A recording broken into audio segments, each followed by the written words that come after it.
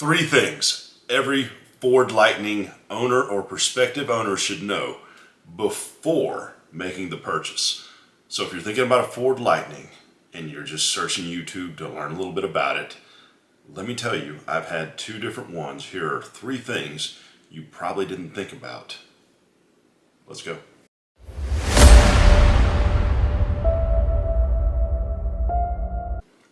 Number one, perception.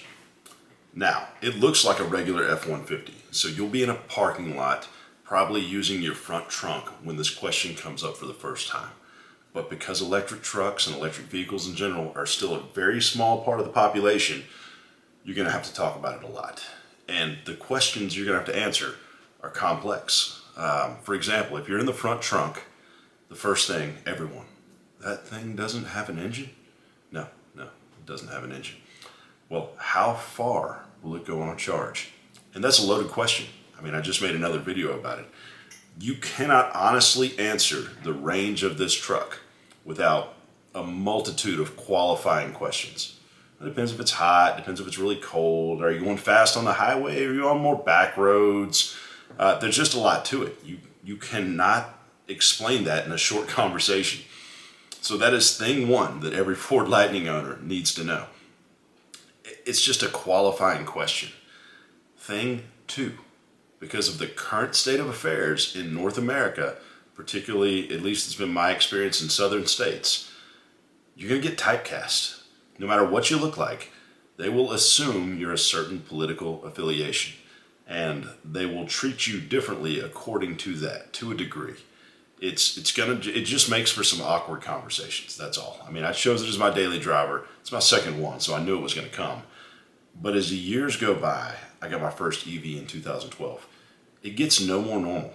The questions get no easier, and particularly in a divided time. They just assume that you're with one side versus another, or your mentality must be X, Y, or Z. Now, every vehicle, there are certain assumptions you could make about the owner.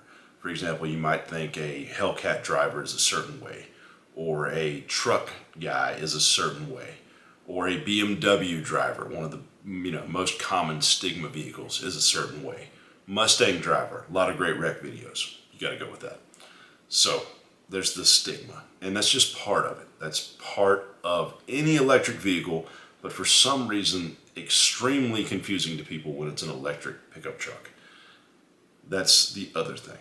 So, explaining the range, explaining the fact it's electric, the stigma that comes along with it. Now, number three is the thing you don't think about, but if you're a regular pickup truck buyer or just a car guy in general, you have to come to terms with this out of the gates.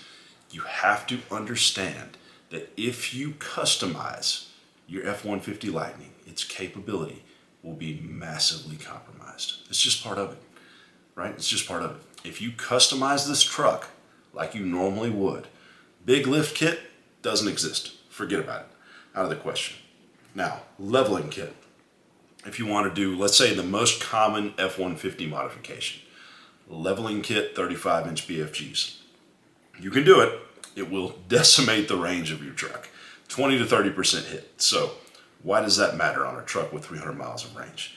Well, let's say you do a 2-inch level and 35s, and they weigh 20 or 30 pounds more and have more road resistance, but it gives you the look you want, right? It gives you the look you want to achieve. So let's say you take a 20% hit, and your 300 is now 260, right? Miles of range on a full charge. So you charged 100% every day, right? Because you want at least 260 just to have no range anxiety. But then it's really cold outside. So your 260 is 130, but it's a highway trip, right? So now your 130 is like 110. I mean, it completely defeats the use case of the truck.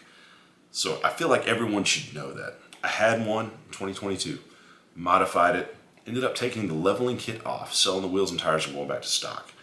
And when I bought the new one, I've just left it alone. It's the perfect daily if you want an absolutely mundane, boring vehicle to get you from point A to point B, here to here. Right? No soul, no fun, but it's quiet. It has wireless Apple CarPlay.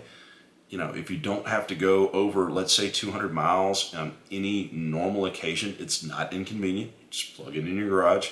So, for all the reasons it's a perfect daily, there are also these qualifying reasons that if you're looking at an F-150 Lightning, this probably also applies to a Cybertruck, and it also applies to a Rivian and a Hummer EV. You need to know these things about electric trucks and electric cars in general before you buy. So, has your experience been different? Are you already an EV owner? Drop in the comments. Let me know. Tell me if I'm wrong. Tell me what I'm missing. I've been in the EV world since around 2012, in and out. Perfectly happy with my truck. But I think everyone should know these things, so that's why I'm making this video. Let me know in the comments what you think.